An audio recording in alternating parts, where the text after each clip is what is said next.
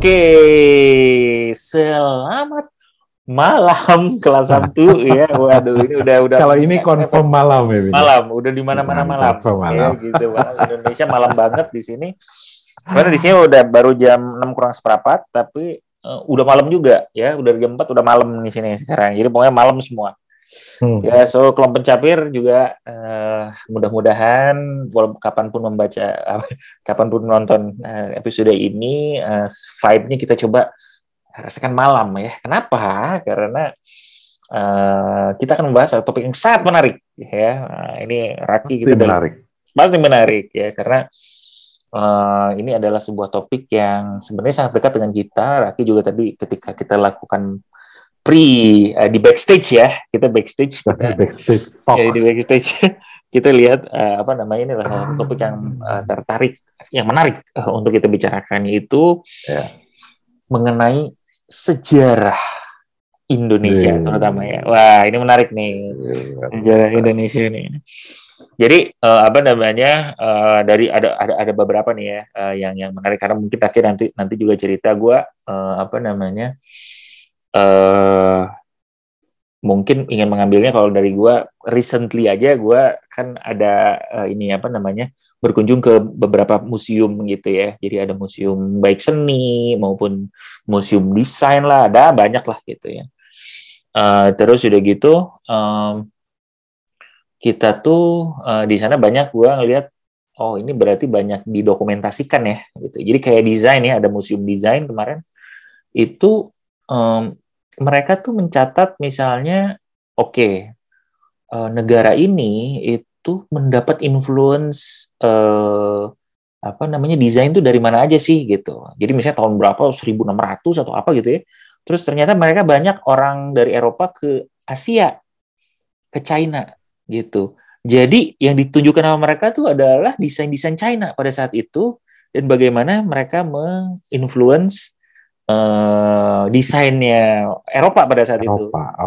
Jadi kursi itu kalau di China itu seperti gimana, tempat teko tuh seperti kayak gimana gitu. Menarik banget gitu. Jadi jadi dari internasionalisme ini sebenarnya dari zaman dulu tuh udah ada. Ya terus begitu makin ke sini ada. Terus di sisi museum itu yang menarik, even ke masa-masa yang nggak terlalu lama. Ya, jadi tahun 2000-an, tahun 2000, 1900, tahun 70-an, 80 itu ada section-section yang menceritakan desain-desain yang ada di dalam masa tersebut gitu. Jadi sampai masih ada yang terakhir gue lihat tuh iPhone keluar tuh 2000 berapa tuh, 2010-an kali ya. 2000-an, 2005, 2006 ya gitu ya. Terus gitu 2000. Jadi di time frame tersitu tuh ada iPhone, terus udah gitu ada desain kalau kursinya seperti kayak gimana, lampu kayak gimana tahun 90-an kayak gitu. Nah, ini menarik dan sebuah usaha untuk mendokumentasikan. Nah, ini yang pengen gue ini juga ngobrol nih. Usaha untuk mendokumentasikan mungkin ya sejarah kali ya. Mungkin akan jadinya sejarah, apa yang terjadi pada saat ini mungkin akan jadi sejarah gitu ya. Sejarah ada kejadian apa, dan mereka meng-capture-nya dari sisi desain. Dan kalau gue kan mungkin di luar itu sejarah itu, kalau gue sih ya mungkin terpaparnya sebelumnya banyak paling di sekolah ya, seperti kayak gini, apa gitu, nggak terlalu banyak menyelami keseruan cerita dan yang sebenarnya kayaknya sangat seru ya. Ya, banyak event-event yang terjadi di negara kita tuh ya maksudnya sangat menarik dan ini ya, sesudah kemerdekaan aja udah dinamika politik dan keadaan negara kan beda-beda ya, dan itu menarik ya, dan kalau mau menurut Bung Karno, jas merah jangan pernah melupakan sejarah, mungkin karena kita sebenarnya bisa belajar kali ya. Bisa belajar dari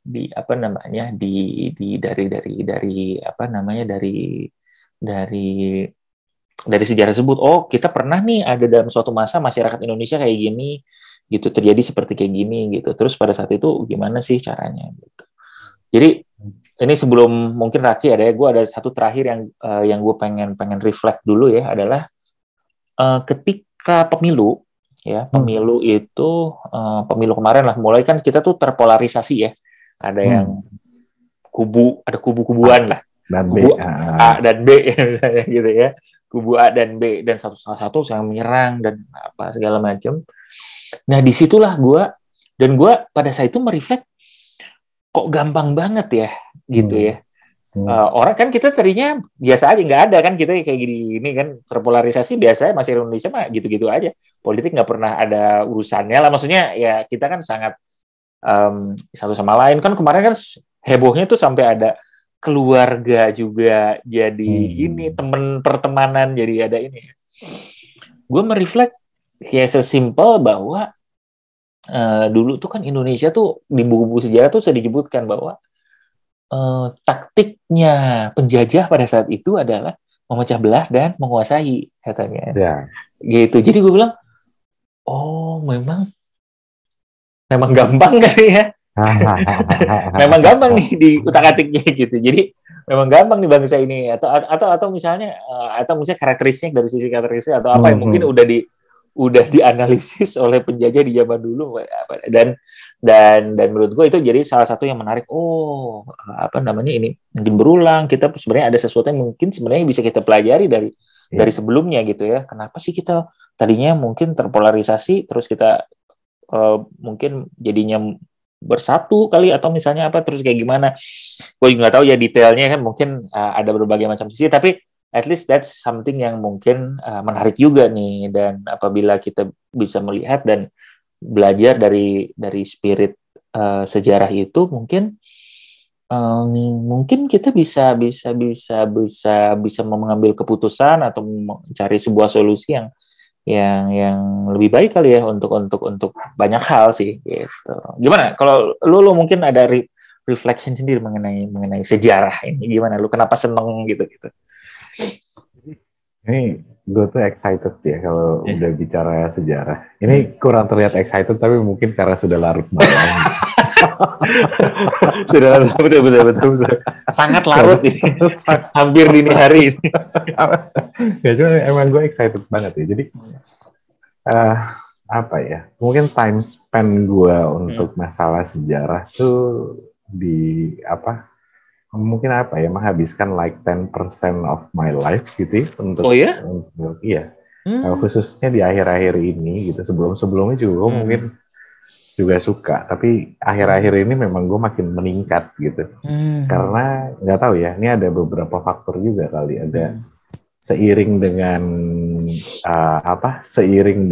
semakin melihat dunia gitu, mungkin ya.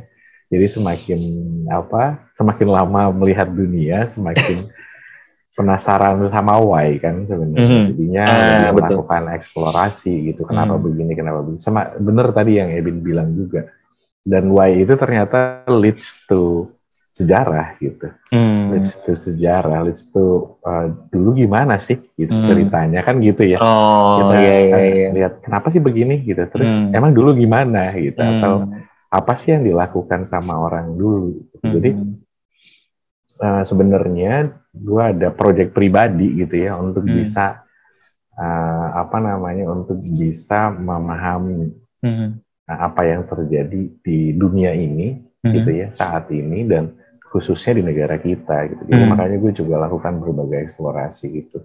Dan memang salah satu yang jadi masalah ya gitu ya. Tadi Ebin cerita masalah museum, yang masalah desain ya, itu menarik banget. Gue pasti datang lah kalau ke museum tuh. Gue usahakan untuk datang karena gue pernah datang ke, alhamdulillah gue pernah ada kesempatan datang ke museum-museum besar ya, ke Rijksmuseum di Belanda ya, di Amsterdam gitu ya, sama Louvre. Gue juga pernah datang. Paris ya.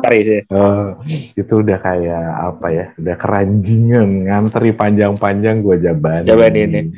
Rijksmuseum ada mengenai Indonesia, Ki? Ada ya?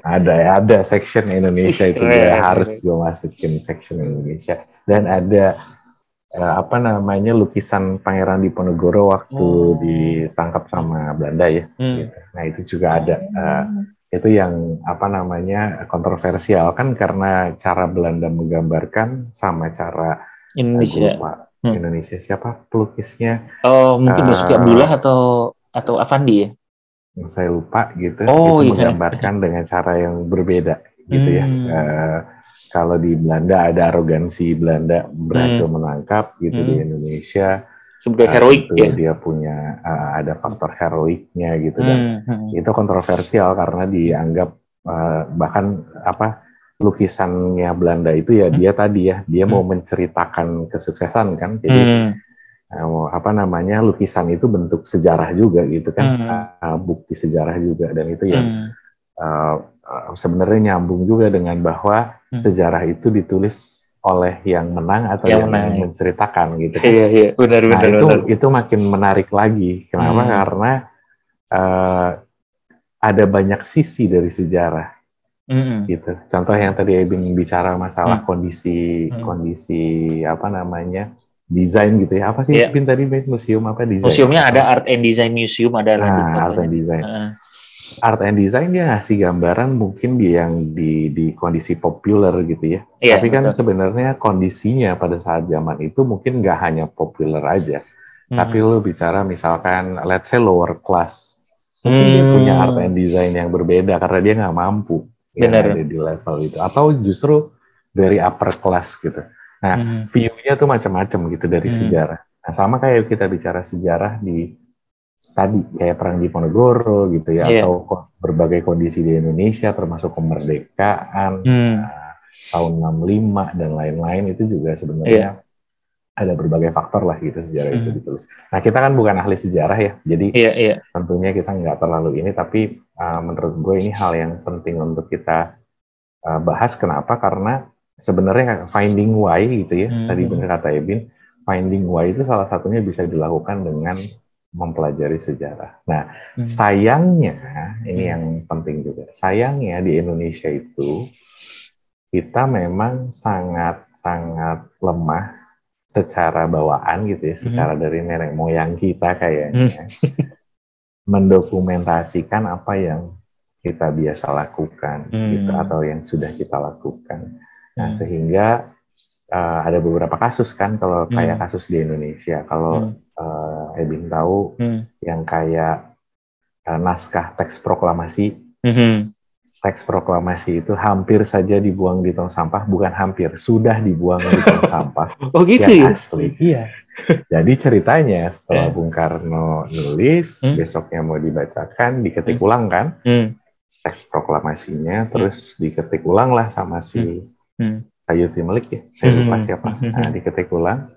Kemudian naskah aslinya dikeremes, dibuang ke tong sampah karena sudah diketik. Wajar dong.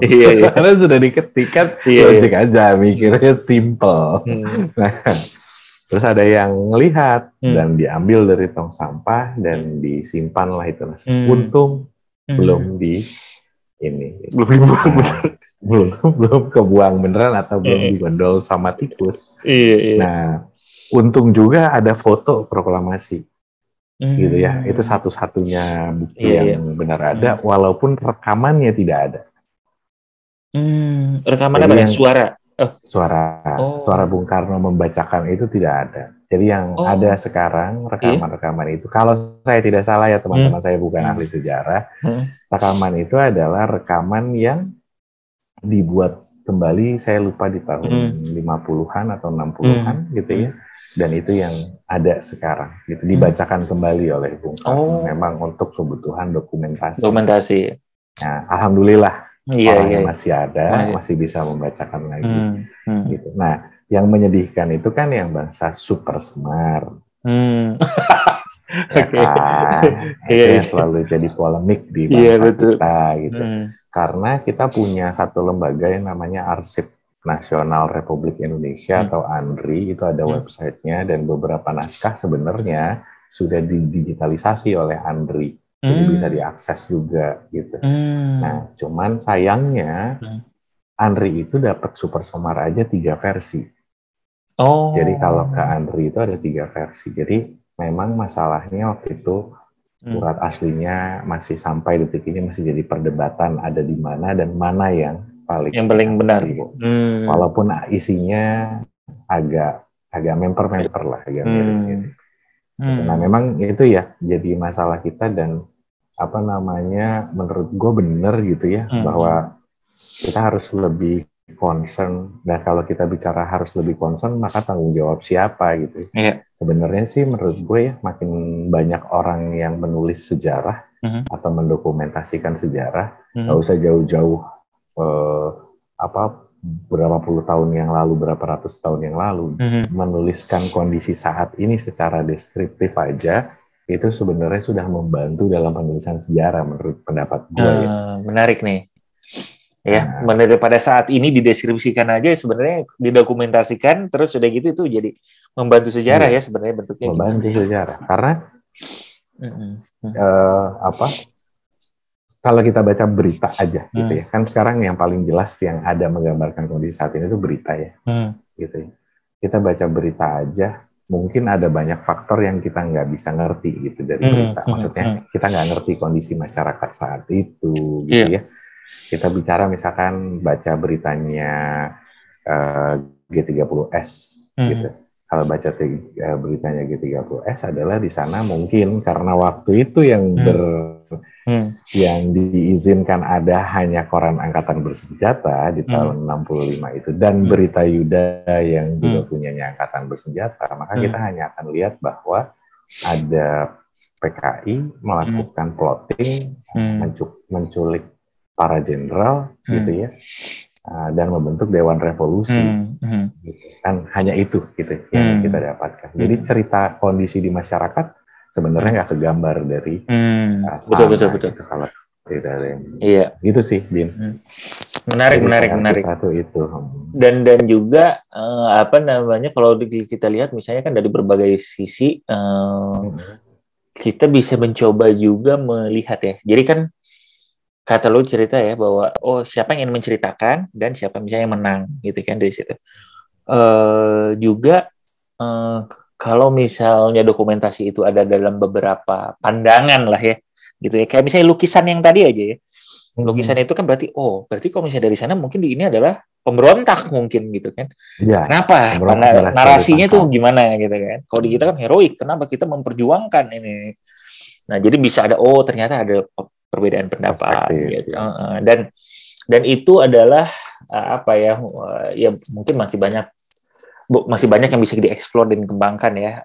Pendidikan sejarah juga sesuatu yang kayaknya gimana ya, even kalau buat gue ya, zaman dulu tuh kan nggak terlalu sering dianggap sebelah mata. Ya, pelajarannya itu ya. Jadi lu datang ke kelas juga, apa sih gitu, cuma ngapalin tanggal lah, apa gitu-gitu ya. Ini perang ini nggak ada.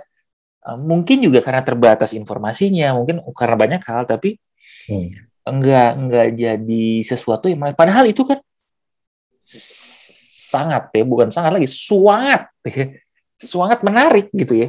Itu kan misalnya Indonesia tuh dulu gini loh, kenapa ininya gitu ya, terus bangsanya tuh besar, terus udah gitu kenapa bisa ada ya, mungkin yang lu bilang tadi kenapanya itu yang nggak terlalu banyak mungkin dieksplor ya. Ya nggak terlalu banyak dieksplor dan diceritakan, karena padahal sebenarnya gue lihat di beberapa mungkin orang gitu ya, kalau cerita misalnya beberapa perang besar di dunia, atau mungkin gue ada beberapa teman juga cerita mengenai perang orang India ya, teman gue sempat ya, dia cerita mengenai perang Inggris Inggris sama waktu itu Amerika ya. Ini waktu itu tuh Churchill tuh dia pengennya gini gitu. Dia nggak cerita apa, tapi dia menceritakan keadaannya tuh seperti gimana. Wah, menarik juga ya gitu ya. Jadi bisa menceritakan, menceritakan kenapa itu terjadi, terus udah gitu konflik yang terjadi itu mungkin seperti kayak gimana gitu ya. Terus udah gitu hasilnya itu seperti apa. Nah, itu yang walaupun dari salah satu sisi mungkin ya pada saat itu ya. Cuman itu bisa lebih menarik sih menurut gua gitu ya. Kok nggak salah lu yang sempat cerita juga ya. Jadi kayaknya anak sekarang beda juga ya belajar ininya. Ya. Jadi menarik anak-anak sekarang ya mungkin ya. Waktu itu kemarin gua karena karena kebetulan anak gue menanyakan gitu ya, dia lagi belajar sejarah. Yang diminta sama gurunya adalah membuat timeline. Jadi keren. Nah, itu gue miss. Keren banget. Gitu. Nah, tugasnya membuat timeline. Jadi dia disuruh buat timeline masa penjajahan gitu ya. Gue lupa ya, penjajahan Belanda, penjajahan Jepang sama Merdeka. Gitu. Nah, dia disuruh buat timeline dan disuruh menceritakan si timeline itu. Gitu. Jadi berangkat dari sebuah visualisasi gitu, bahwa ada timeline kondisi ini. Nah di situ gue sangat terinspirasi ya. Maksudnya gue nggak pernah ngelihat sejarah sebagai suatu timeline gitu. Padahal kalau dipikir-pikir, ya memang harus timeline dong kalau ngomongin sejarah, gitu kan? Karena keren banget sih itu.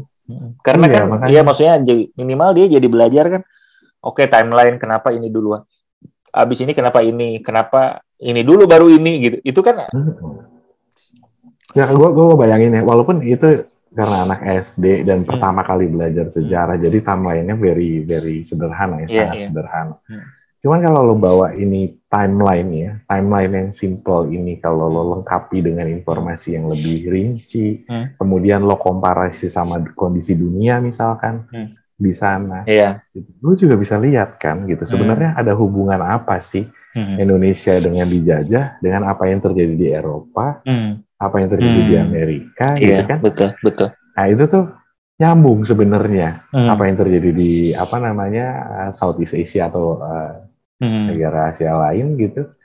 Nah itu sebenarnya akan kelihatan gitu. Kenapa sih negara sekecil Belanda bisa menjajah Indonesia? Gitu. Ternyata nggak hanya Belanda gitu ya, ada Inggris yang bagi-bagi kekuasaan, ternyata ada Portugis dan Spanyol juga yang ternyata ada di Asia gitu. Nah why-nya itu lo bisa lebih paham dengan visualisasi gitu. Gitu ya. Nah itu yang ya itulah ya. Menurut gue amazed. Dan setelah itu yang itu yang jadi salah satu juga menjadi trigger untuk cara gue melihat sejarah mungkin harus gue ubah juga gitu. Jadi gue merubah cara gue melihat sejarah yang tadinya gue melihat sejarah sebagai cerita gitu ya, piecemeal potongan-potongan. Gue mulai ngelihatnya dia agak gue jauhin dikit untuk gue bisa lihat big picture-nya gitu. Nah itu jadi menarik banget sih menurut gue. Ini juga tuh ya, jadi melihat sejarah sebagai big picture ya, karena kan kita kan selalu melihat Indonesia dijajah misalnya gitu ya. Tapi lu juga lihat juga nggak pada saat itu misalnya kenapa di dunia itu apa yang kejadian gitu ya? Kenapa Belanda akhirnya sampai ke sini? Lu cerita juga itu kenapa ada Portugal? Kenapa Filipina itu banyaknya Spanyol? Kenapa Timor Leste itu Portugis gitu kan? Kita nggak ada yang ini kan ya? Menarik. Bahkan tadi dalam satu research ya di backstage kita preparation. Ada satu nih yang pengen diceritain lagi ya, mengenai kerajaan. Kerajaan pertama nih katanya. Kerajaan tertua. Salah satu. Nah, ini di sini nih katanya. Soalnya waktu gua dulu belajar kan kerajaan Kutai ya pertama ya. Maksudnya tertua. Nah, tapi ternyata di sini ada ini tahun 100-an. Tahun 100-an ya. Iya, 100 Masehi. Abad kedua nih katanya. Yang menandakan kerajaan ini lebih tua dibandingkan kerajaan Kutai. Namun bukti fisik mengenai kerajaan ini tidak diketahui. Jadi ada ininya, ada tulisannya katanya. Ada tulisannya benar. Nah, di mana tulisan itu juga salah satu bukti sejarah. Memang kalau bicara sejarah itu kan dimulai pada saat adanya tulisan sebenarnya. Jadi benar. Kita mulai mengetahui ada sesuatu di suatu tempat. Tapi apakah makanya dibilangnya bukan kerajaan pertama, melainkan kerajaan tertua, karena sebenarnya bisa jadi ada juga yang lebih tua lagi daripada ini yang mungkin belum ada catatannya. Dan nggak tahu juga kita bentuknya kerajaan atau seperti apa. Nah ini menarik ya, Salaka Negara ini karena masih jadi kontroversi sebenarnya. Namun menunjukkan bahwa ada bukti-bukti apa namanya, kalaupun bukan kerajaan maka dia bentuk perkumpulan gitu ya, atau sekelompok orang gitu. Komunitas mungkin. Komunitas di Jawa Barat yang lebih tua usianya daripada kerajaan Kutai Kartanegara. Gitu. Menarik. Gitu. Dan ini juga sebuah ini ya, sebuah apa ya, diskursi ya namanya. Jadi kan even history juga orang tuh banyak, maksud gue bukan orang ya, kayaknya para sejarawan, para peneliti juga masih suka ada berdebat gitu ya. Oh ya. Dan it's okay gitu ya, Ki ya. Ini sesuatu yang menarik dan perlu kita juga jadi bahwa ini pasti ini, lu salah, nggak kayak gitu juga gitu. Lu bilang ini karena ada pendapatnya bilang kayak gini-gini, ini research-nya gitu-gitu ya. Oh enggak, dia bilang kayak gitu karena dia melihatnya dari sisi ini gitu. Jadi ini juga sebuah apa ya, sebuah mungkin pola pikir dan sebuah ya mungkin pola pikir, mindset atau cara berkomunikasi, cara kita belajar ya, bahwa oke, misalnya ini yang pertama Kutai, oh enggak, yang pertama ini. Kita juga nggak akhirnya, ya udah ini, gitu. Mungkin juga enggak juga, mungkin ini belum tentu juga gitu ya. Tapi ini kalau menurut ini menarik. Jadi ini si apa namanya, adanya new information ini juga menarik nih. Menarik. Karena Salah Kartanegara ini juga menarik ya, karena mungkin lebih tua daripada Kutai Kartanegara informasinya, sehingga dan tentunya tidak sebanyak apa namanya, bukti-bukti sejarahnya juga mungkin tidak sebanyak Kutai Kartanegara, sehingga banyak jadi perdebatan. Namun kalau kita lihat ya, ada satu tulisan yang bicara bahwa si turunan awalnya si kerajaan Kutai Kartanegara ini juga ada hubungannya sama Alexander the Great. Gila. Masih ada turun-turunannya sama Alexander the Great. Which is kita nggak tahu benar apa enggak. Ini bukan mengajarkan. Cocoklogi. Bukan cocoklogi ya, tapi kita which is apa namanya, which is make sense juga.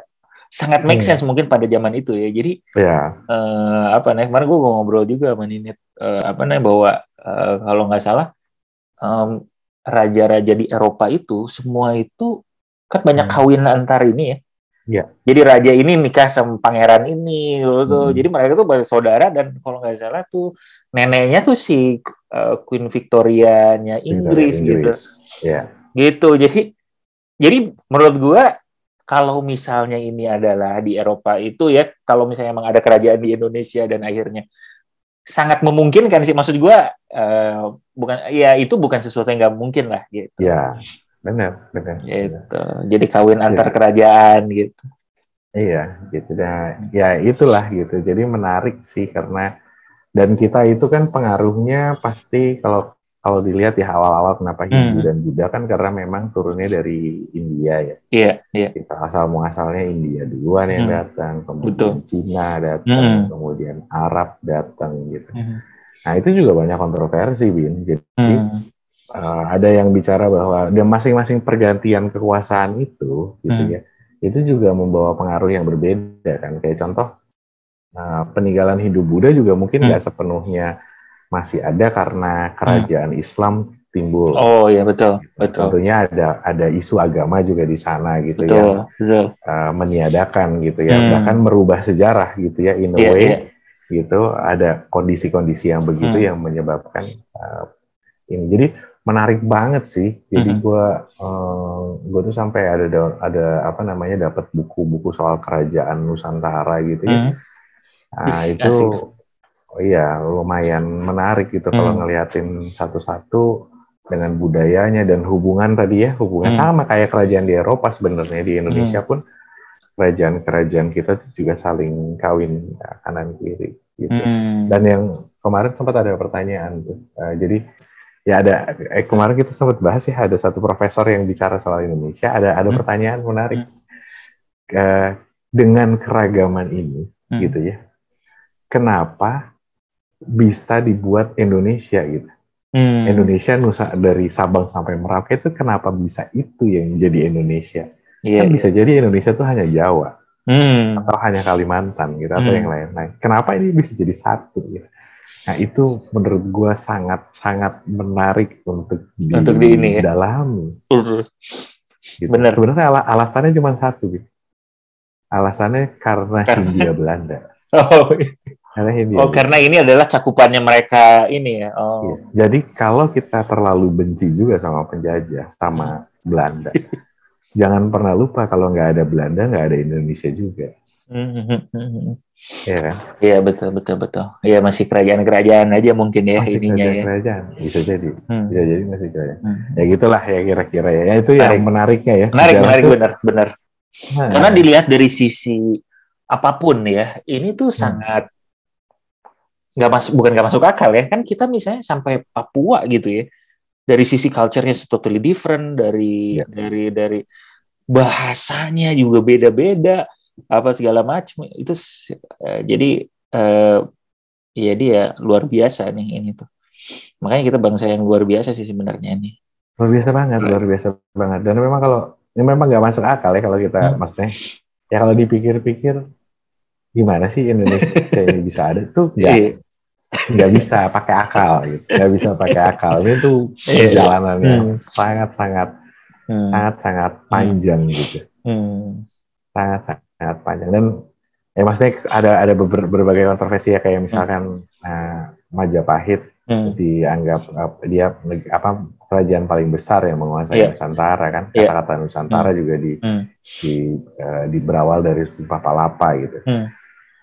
Ya ada juga yang ngomong kaum pejuang pada saat itu dalam rangka menyatukan NKRI. Jadi menggunakan karena harus ada story-nya, harus ada narasinya kan gitu. Gila ya. Jadi konten zaman penjajahan dan membuat narasi luar biasa ya. Sounding gimana nih persatuan ini sehingga semua itu merasa kita itu satu nation gitu kan susah ya. Susah.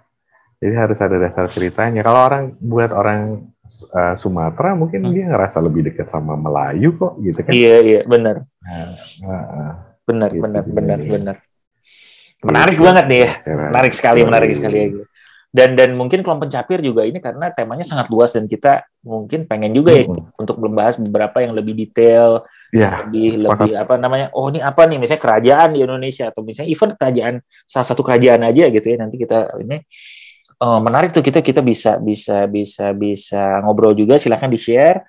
Nanti siapa tahu bisa kita undang juga nih para Kelompok Pencapir ya untuk bisa share ke kita pandangannya seperti kayak gimana dan kita bisa dapat insight yang beraneka ragam. Oke? Sip. Kayaknya itu dulu untuk episode kali ini. Ini merupakan sebuah pengantar sejarah yang asik banget. Silakan nanti Kelompok Pencapir sekali lagi share di komen untuk kita bisa coba lihat apa sih sejarah itu dan apa yang nanti yang lebih bisa banyak belajar lagi. Oke? Oke. Sampai episode berikutnya. Bye-bye. Bye.